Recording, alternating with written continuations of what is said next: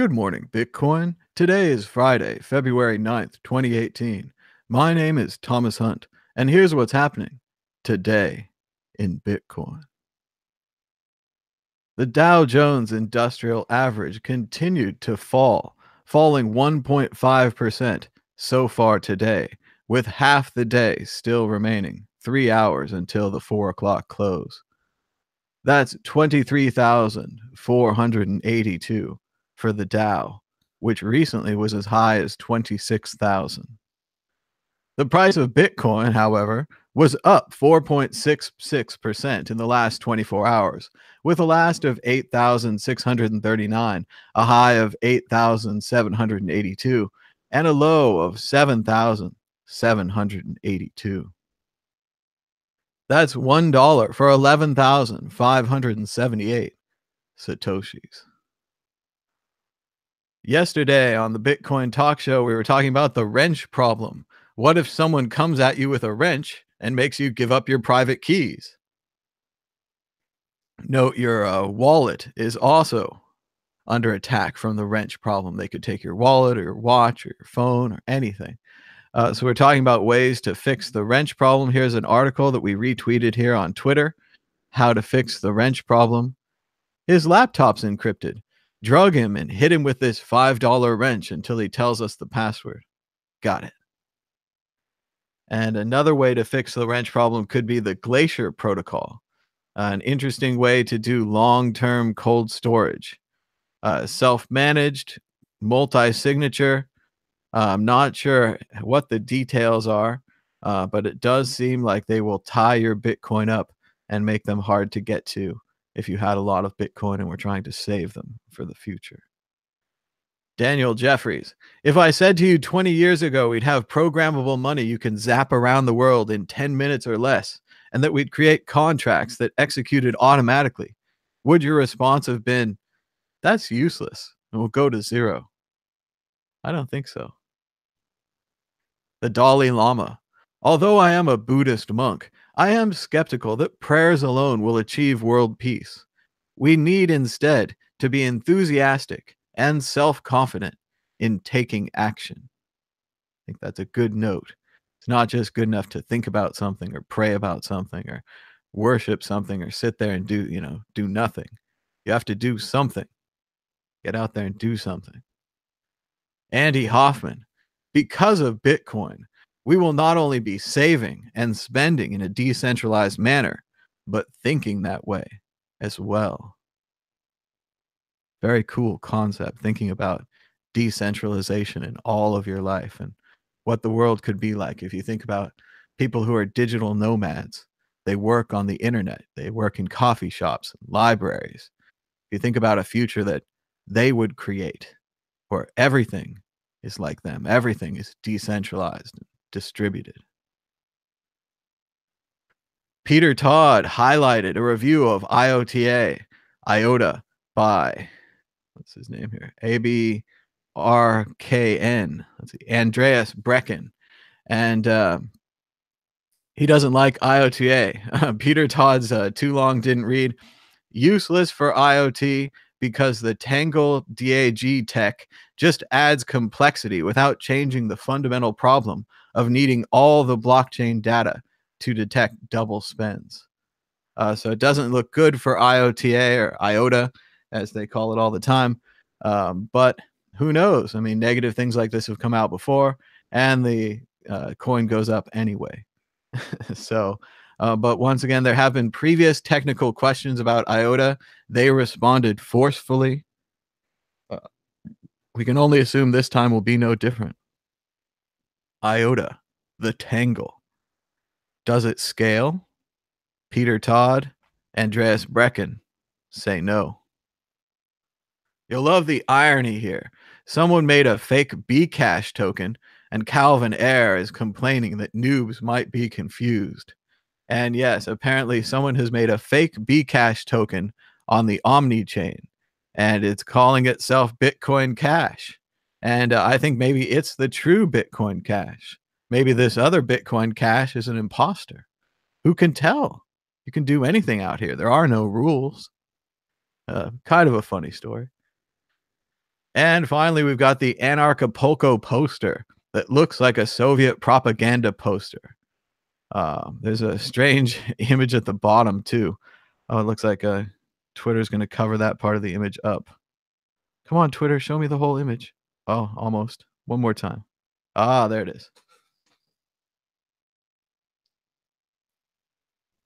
And there it is, Anarchapulco. Just a weird poster all around. I like the panther that they threw in here, whatever this is, the wildebeest.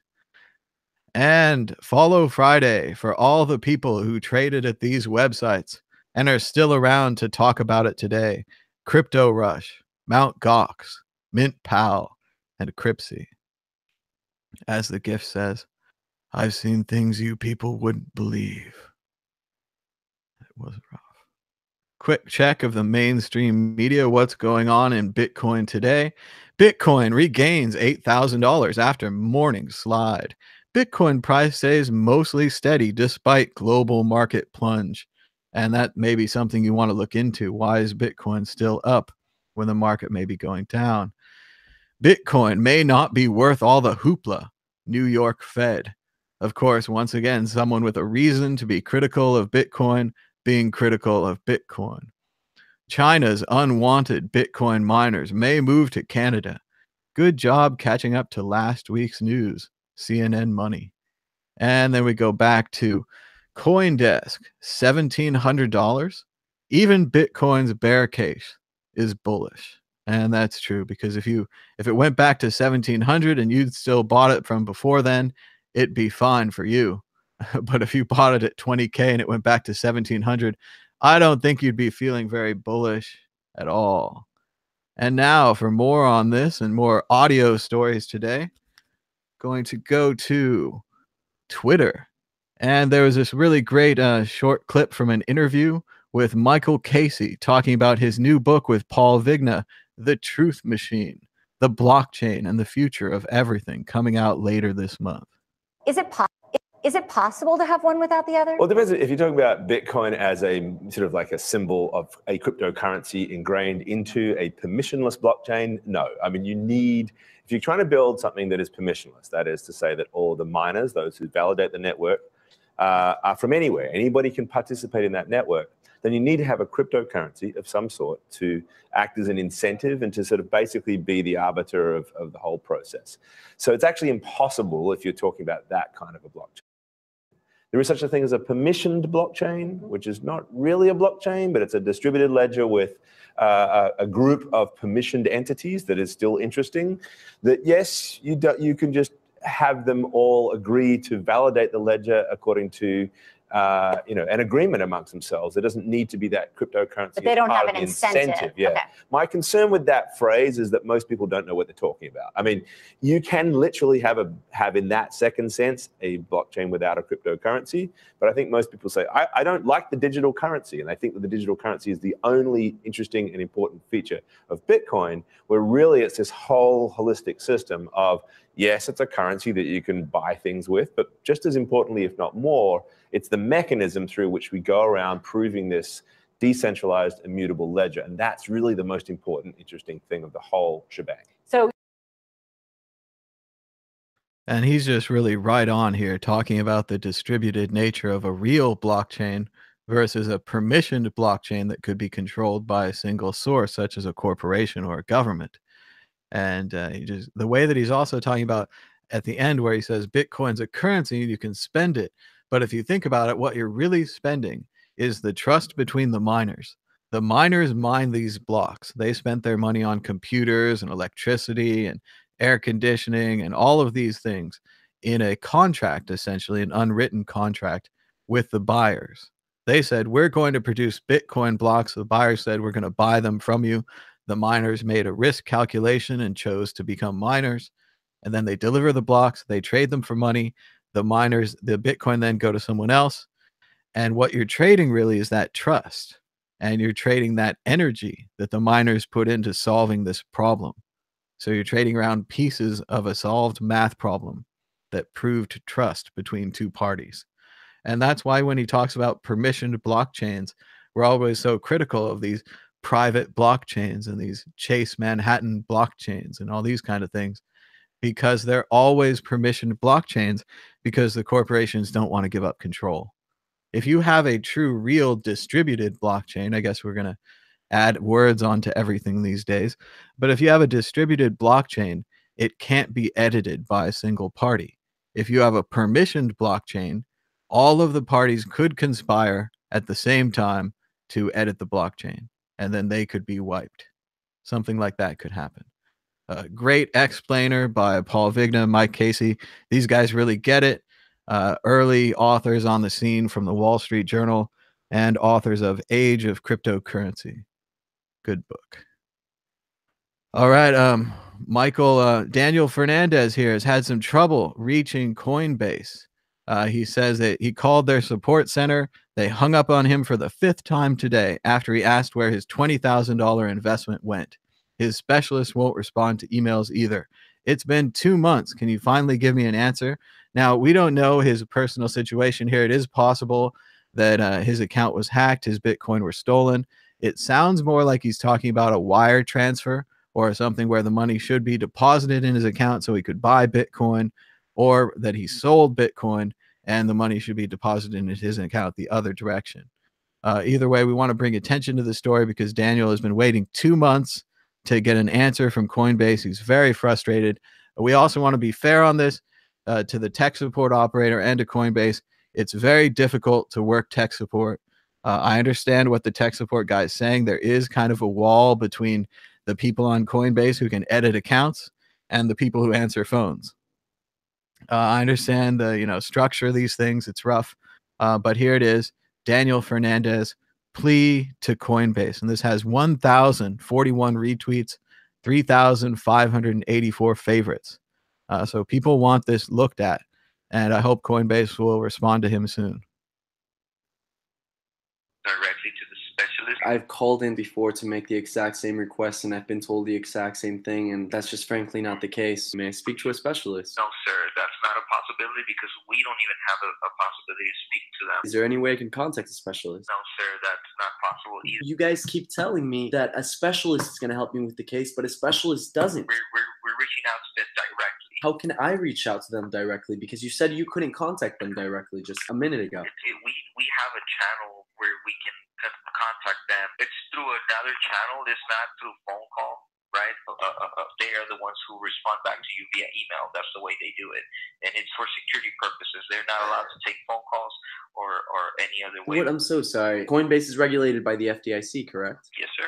So if banks that are also regulated by the FDIC can take calls for significant larger sums of money, why can't you? I understand, sir. Like I said, I understand. I'm so sorry. I understand that you understand, but I'm asking a question. I wish I could do more for you. It's been 65 days of no communication via email. The specialists, quote unquote, that can, quote unquote, take care of the issue aren't available to speak. So I appreciate your wish. I really do. But it's been 65 days for a transfer that was supposed to take 2 days. I need to know where the money is. Oh, I don't really have an answer for that question. Not through a phone call. What is this method of communicating with the specialist? It's just an internal tool that we use here within the. May I ask what the internal tool is? I wouldn't be able to give you that information. You're not allowed to give me the information of how you communicate with the specialist, and the specialist being the only person that can communicate with me. Do you see my predicament? Matter of deserving. We're not getting anywhere here. I'm out of my hands.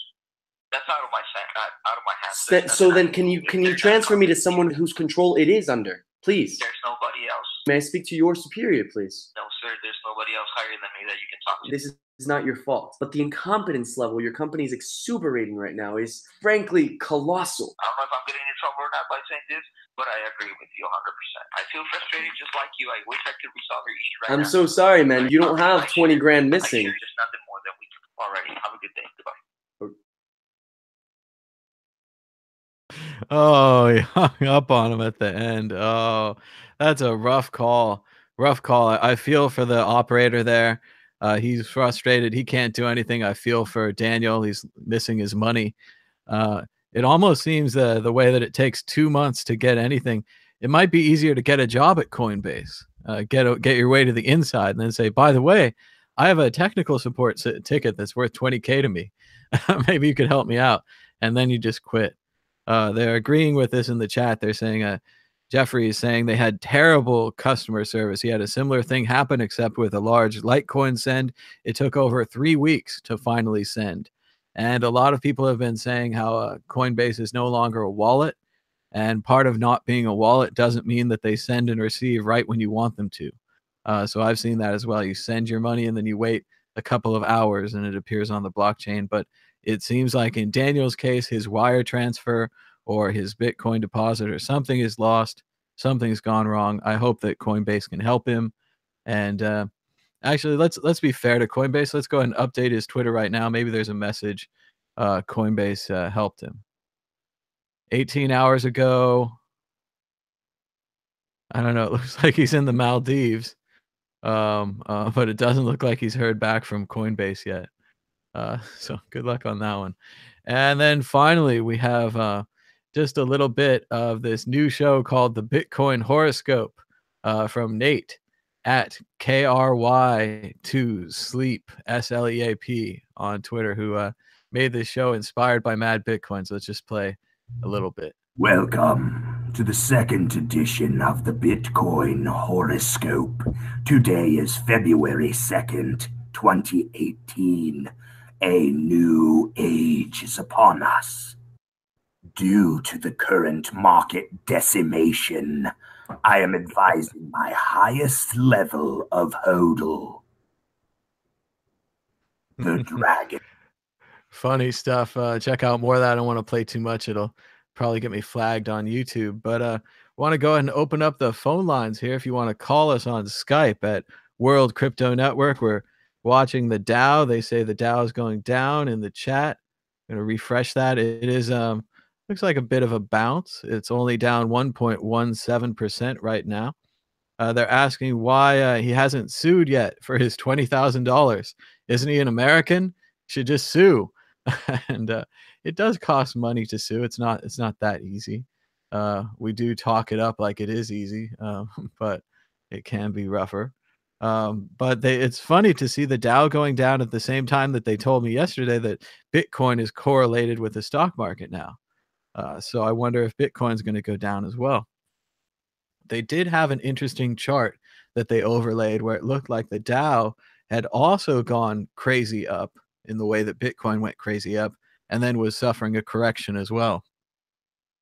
However, with the Dow, they didn't really know where the selling was coming from, and they're not used to that kind of volatility, so they didn't know what to do. So chat interaction is 10 out of 10. Yes, we're keeping up with the chat.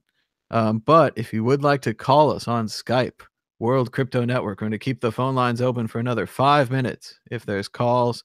Otherwise, we're going to make this a shorter show, but just wanted to get the news out to you. People were saying, where's the news show? And we're trying to do different kinds of shows. They're saying podcast updates will be offline until Monday while we migrate to our new host. We are working on getting a new podcast host, but you can subscribe at World Crypto Network Podcast on iTunes, and that'll work even after we upgrade the host, which we're working on. I keep clicking random programs. That's working out. Like right now? Right now. Yes, you can call us. Quit this. All right. Let's see. If there's no calls, I'll read a book for 5 minutes. How about some more Bukowski poetry?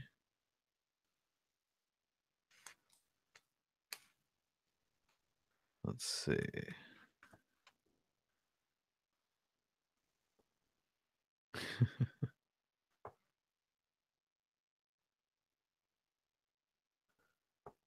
Yeah, I don't know if you guys are too into Bukowski poetry. I was looking at the quotes.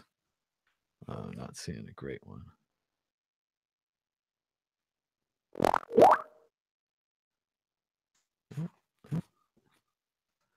Let's see.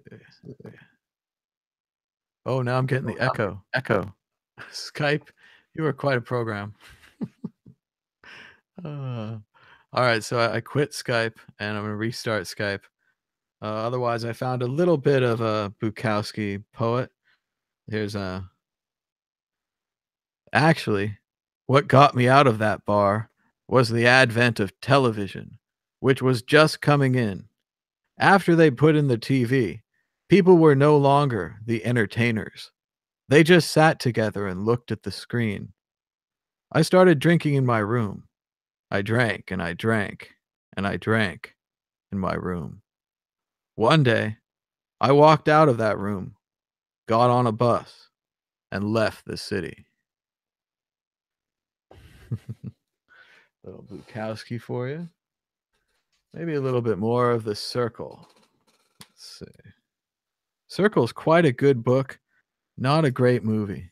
I like it as a book. They're talking about, again, wearing these necklaces that have the cameras in them, right? So they're recording their lives all the time. Sure, they have a button where they could go to the bathroom or something, but other than that, they're recording all the time. And you have to assume that they're just recording the other times too. They're just not showing you.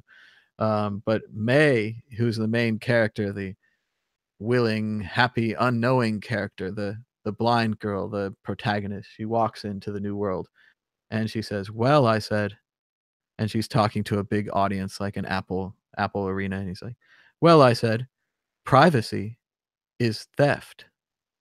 Bailey turned to the audience. Isn't that an interesting way of putting it, guys? Privacy is theft. The words now appeared on the screen behind him in great white letters. May turned to look at the 3 lines together. She blinked back tears, seeing it all there. Had she really thought of all that herself? Secrets are lies. Sharing is caring. Privacy is theft. May's throat was tight, dry. She knew she couldn't speak, so she hoped Bailey wouldn't ask her to. As if sensing how she felt, that she was overcome, he winked at her and turned to the audience. Let's thank May for her candor, her brilliance, and her consummate humanity. Can we please? And what May's talking about is a world where there is no privacy. She goes kayaking by herself. She doesn't take her camera. She kind of borrows a kayak. No one knew she was there. She didn't have her phone. She was off the grid. Oh, this Skype is not working. More thing. Okay, because we are trying this screen share thing. Maybe that's too much for it. That's not stopping. Screen share, nothing. All right, screen share is off.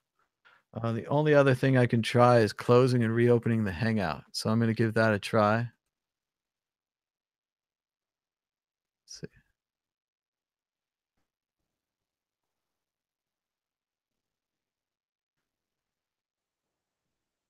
It's too bad we really had a caller there. It's all going to start happening, but then it was doing that echo thing. And I know no one can stand the echo. So let's give this one more try.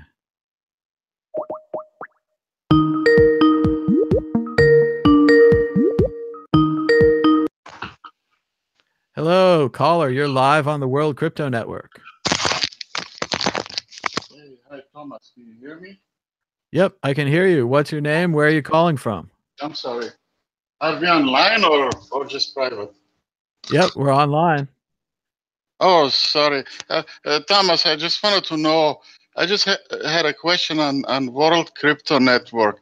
Is this one channel or are you 2 channels? Well, we're one channel of a YouTube channel, but we also have the audio podcast, which are made up of many channels. So Tone Vase has his own channel. Jimmy Song has a channel. Adam Meister has his own channel. And Richard Hart, a bunch of other people all contribute their audio podcasts to the World Crypto Network audio podcast. Now, there is Andy Hoffman and there is you. Basically, that's all I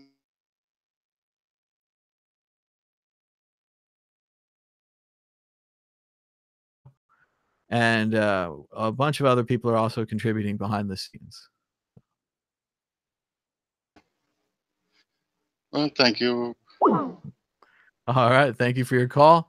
Give us a call anytime. Looks like we had a missed call from George Orwell. That's always interesting. We'll give him a call back. So I like we've lost the screen share entirely. I can't tell.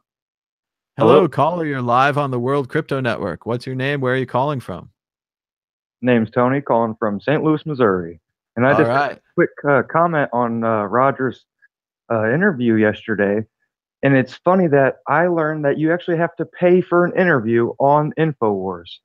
So that just kind of goes more into the shilling that Roger Ver does. That's funny. How did you learn that? And how much do you think it was for an interview on InfoWars? Well, a couple years back, I was into counting cards, and I was following this guy who was a decent card counter. He tried to get an interview on Alex Jones to kind of or show, people can make money and kind of take back sovereignty in that way. And he comes back on his podcast a day later, said it cost him $10,000 to get an interview on InfoWars. Oh, that's cheap for Roger. They should have charged him 10 times as much. That was Well, I'm sure they that's could have weak gotten away sauce. with it. And who knows, I don't want to slander. I don't want to get sued for slander. I'm just saying that happened in that one case. I wouldn't doubt it if it happened there. Sure, sure. You always hear rumors and mysteries about not just InfoWars, but on other places that you can pay to get an article in, or that you can pay to promote your ICO. A lot of this is happening these days, and a lot of people need and want this promotion for their brand new products. Yeah, and it just is kind of silly that he kind of got destroyed, and no one really says that on the our BTC forum. I know, of course, that's complete pro Bitcoin Cash, but it is kind of defamation to the Bitcoin name when you take the name and try to push your shitcoin, basically. I mean. That does seem what it's like. I mean, remember yesterday how confused Alex was? He wanted someone there to talk about Bitcoin. And you'd think that for the good of the community and for all the money they made him and everything else that Bitcoin's done for Roger, that he could have just sacked it up and talked about Bitcoin for a little while. And maybe at the end he could have said, hey, I think there's also another project that's got bigger blocks and is more like a currency.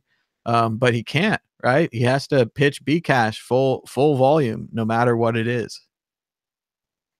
Yeah, and that's a little worrisome. It really is, because I wonder how many new people. I mean, I'm fairly new to the crypto scene, but I've done enough research where I kind of know I'm Bitcoin Legacy, or I'm just Bitcoin, but everyone else calls me Bitcoin Legacy, pro Bitcoin Legacy.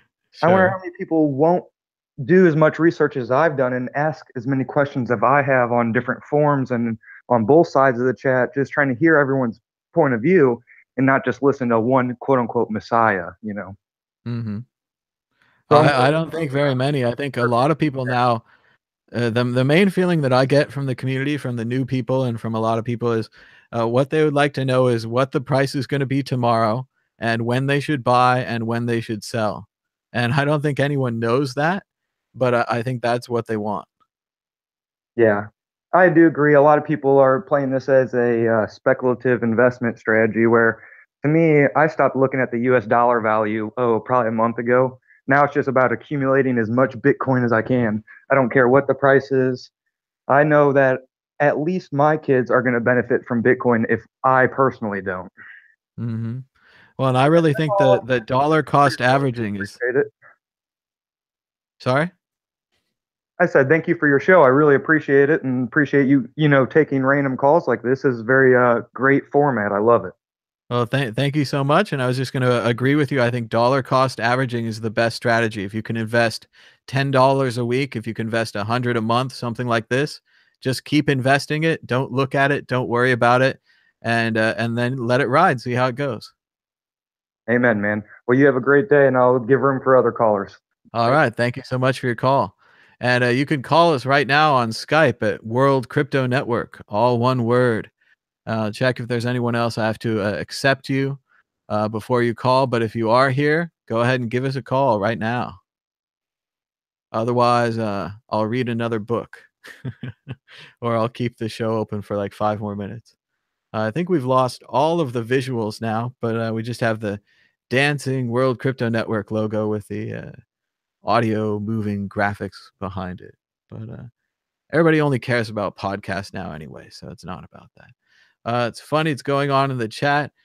Jeffrey is saying that even though he supports BCH, he didn't like Roger on the InfoWars show. So that's fair judgment from a BCH supporter. Even he didn't really think that Roger did that well. And once again, Roger's very much, he's on to one idea. He wants to support the Bcash idea, and that's it.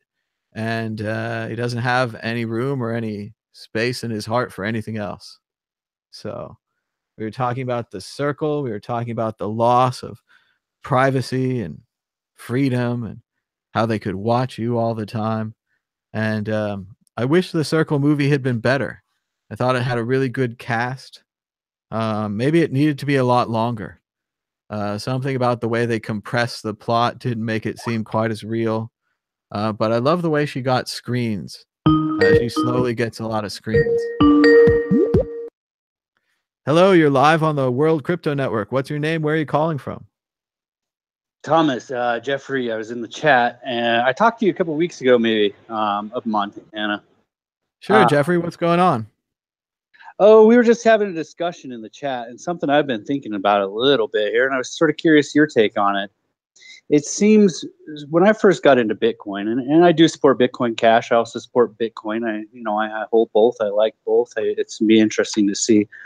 One thing I'm curious about, and maybe the reason I moved towards BCH a little bit, is it kind of, when I first got into Bitcoin, and maybe the white paper, the way I interpreted it, it seems that there's a real potential to change the entire economy, the central banking structure, the debt economy, I suppose. Sure. But with the futures on the CME, over this last year, it kind of seems as though it's just moving into an asset and not actually going to be fungible, usable cash, but more a value token. I guess I'm sort of up in the air on those two, and I don't really know where it's at. What's your thought on that? Well, generally, and I don't want to get into too much of a thing, but I agree with you. I kind of think that Bitcoin's becoming more of a store of value and more of, but I see it more of as a positive thing. I want to transform the economy like you do. I want to change all the things, but in order to do that, I need a strong backbone. And if Bitcoin can be that strong backbone, that network that we use to change everything else, I start to realize that maybe we can't store all of our transactions in Bitcoin. I just think it's going to be too many. So when I look at the solutions that have been delivered by the developers, I look at the layer 2 solution of the Lightning Network as a place to put all of our transactions. Right. No, I'm not talking about scaling solutions. I don't frankly. Well, but I think it's about. I'm talking about the end. I guess I'm not talking about the means. I think the end is the same. I mean, I think we're on the same page. We want to flip everything. But the question is, should we flip everything with just a cash system, right? Just this. And I'm not even sure if that system will scale, right? I mean, we can talk more, but if you double the block size forever, it affects the nodes. It affects the way the blocks are sent around the network. It makes things different, right? As opposed to. But I guess my question is, we're layer 2, layer 1, layer 40. Is it even possible? Is it even possible to replace the central banking system? Is it even a goal? Is it something that we should do? Or should it just be an asset? Not just, or should it be an asset that's traded on just another commodity? Well, I mean, for me, I always go back to kind of Pandora's box and the MP3. When I saw the MP3 file, when I compressed my first WAV file into an MP3 at the command line level, and I realized that instead of storing 1 CD on a CD, I could store 10 CDs on a CD. It just blew my mind, right? It was this amazing invention, and that it could never be put back. This compression technology changed the way we listen to music. And I think Bitcoin's the same thing as a monetary technology. It doesn't matter whether I want it to flip over the economy or not. It's kind of Bitcoin's destiny to flip over the economy and to flip over all these things. So I think that all of these different solutions will be tried. I mean, I'm kind of in a way, if they weren't trying to steal the name, if they didn't hire an army of sock puppets, if they were just scientists and they were like, we need to test this endlessly doubling the block size thing. Like we've looked at the numbers, we've looked at the charts. We still don't believe, I believe doubling the block size is bad, but they looked at the charts, they still think it's a good idea, and they need to test it, right? I mean, that would be a fair thing to do. And I could support that, because obviously if you look at everything's going to be tested.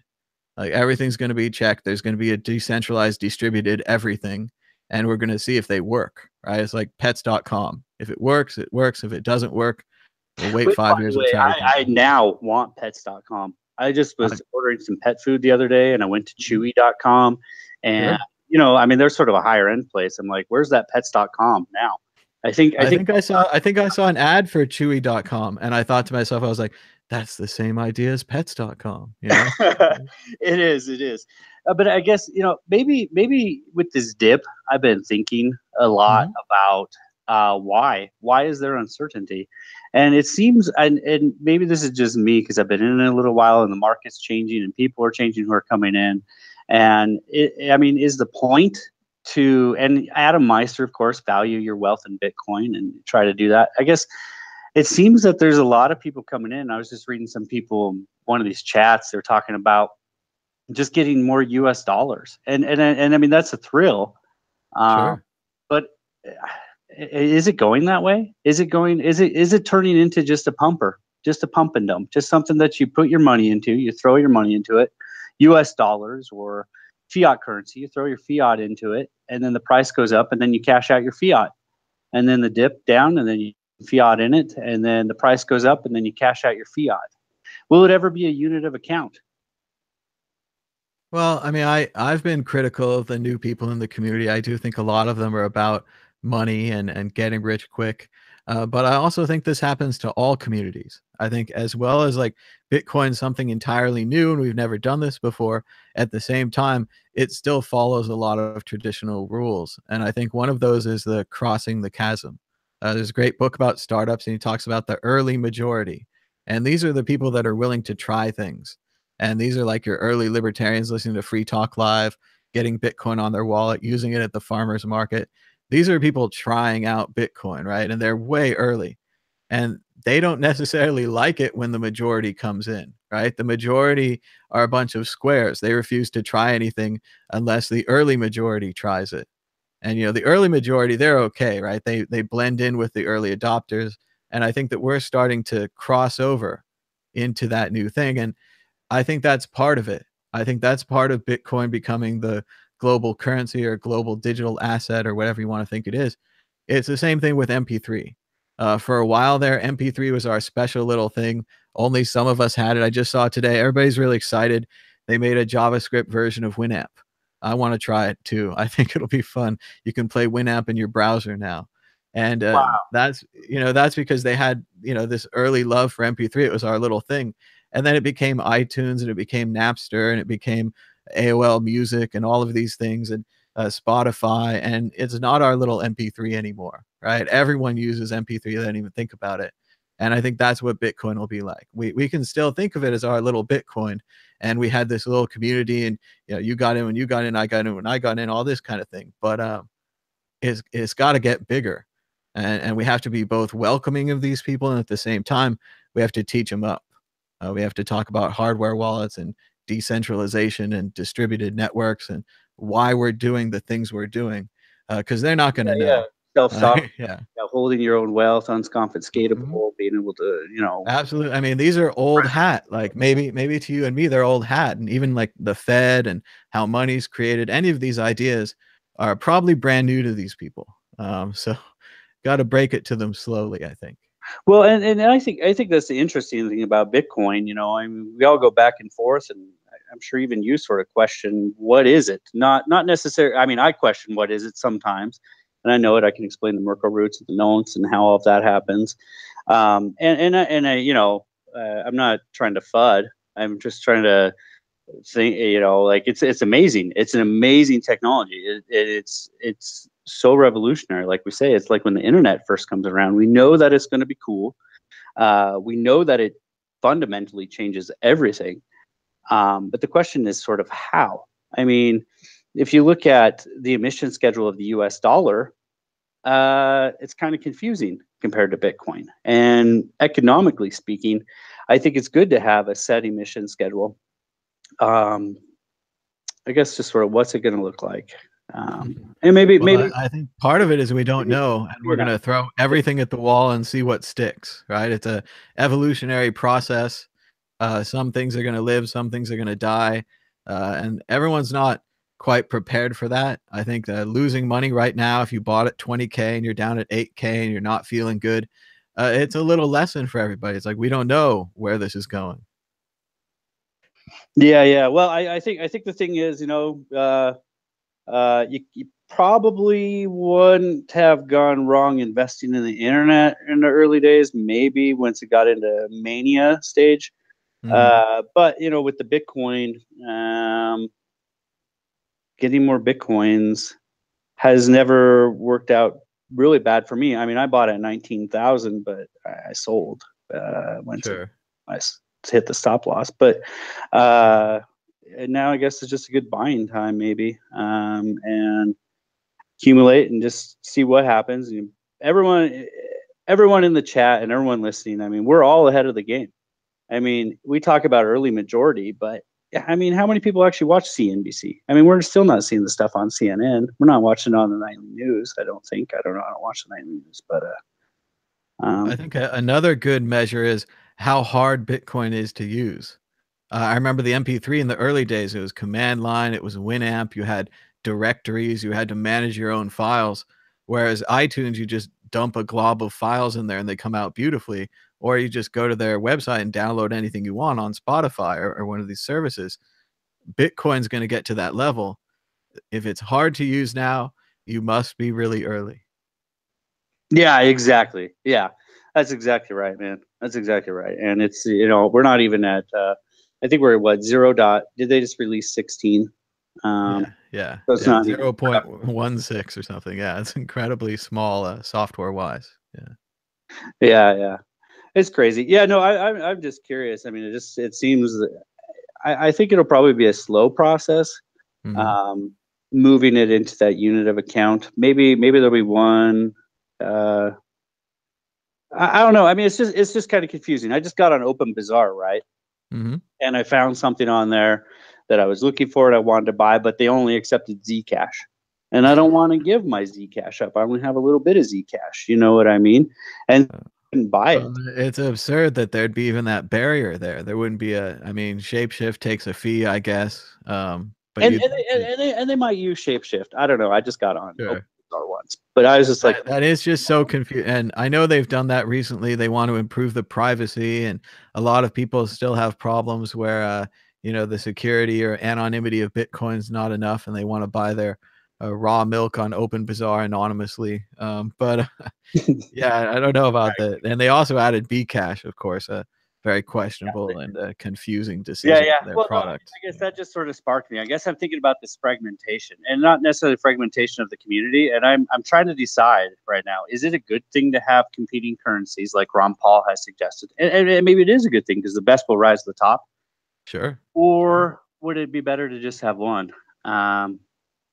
Who knows? And there's trade-offs for everything, and I don't know. I don't know, man. It just seems like the space is changing, and we're going through a real maturity period. And it's definitely happening.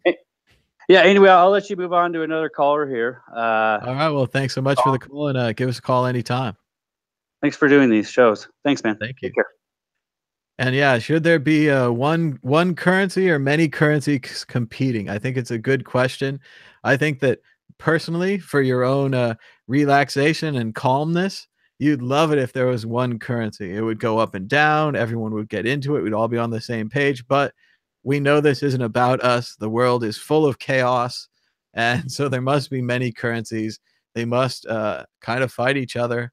Some of them must die. Some of them must win. We're in this evolutionary chaos. We have no choice. So let's see. I'm looking through, trying to add some more people. If you want to call us right now on Skype at World Crypto Network. Let's see. I don't know. People are sending lots of emojis in the chat. I don't know what they mean. But Let's see. Klein Bottle still uses Winamp. Let's see if I could do it right. I'll try this one more time. Let's see. Winamp really whips the llama's ass. Yeah. Winamp back in the day. But yeah, MP3s, Winamp, new technology. You're crazy early. You've got lots of time. Think about how hard it is to use. One of the things I was saying about it being hard to use is, oh, I had to get a hardware wallet. No, I had to load my money in there and I had to take it off the exchange and all this stuff. You're essentially getting paid to improve your security there. If you choose to get a hardware wallet, if you choose to store your money offline in a safe place, you don't get hacked. You reduce your options of getting hacked, and also you're essentially getting paid in Bitcoin going up for being early. So you had to go through a bunch of command line type stuff to get your money out. Well, you got paid what, like $1,000 per command line instruction. Or you had to type them from the thing, or you had to copy and paste them, or you did it wrong. You had to learn this kind of thing. You got paid a lot for that. If you use the Bitcoin QT wallet and downloaded the blockchain, put some money in there and left it on a laptop, you got paid for doing that. I mean, it's a pretty neat system to be this early.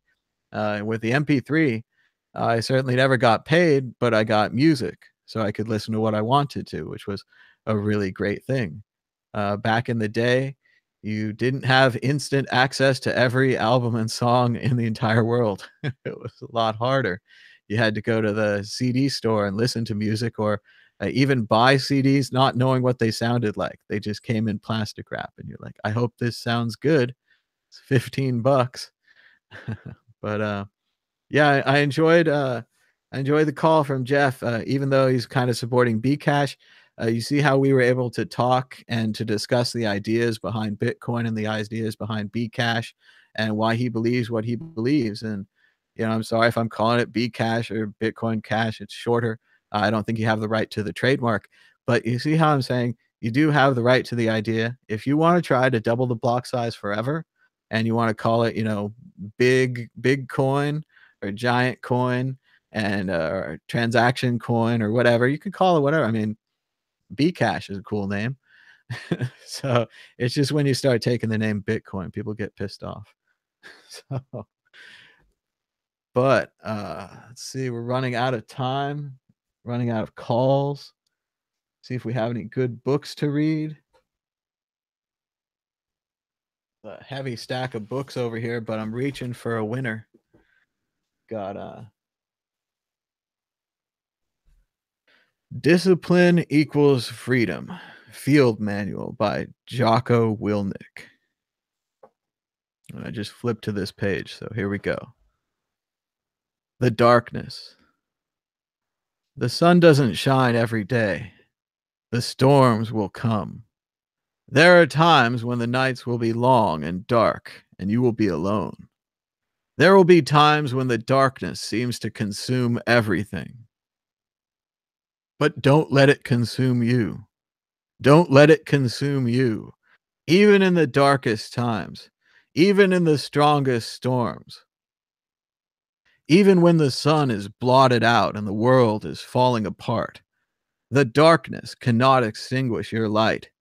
You, your will, your determination, no matter what is happening, no matter how hard the fight is, as long as you keep fighting, you win. Only surrender is defeat. Only quitting is the end, because the darkness only wins if you let it.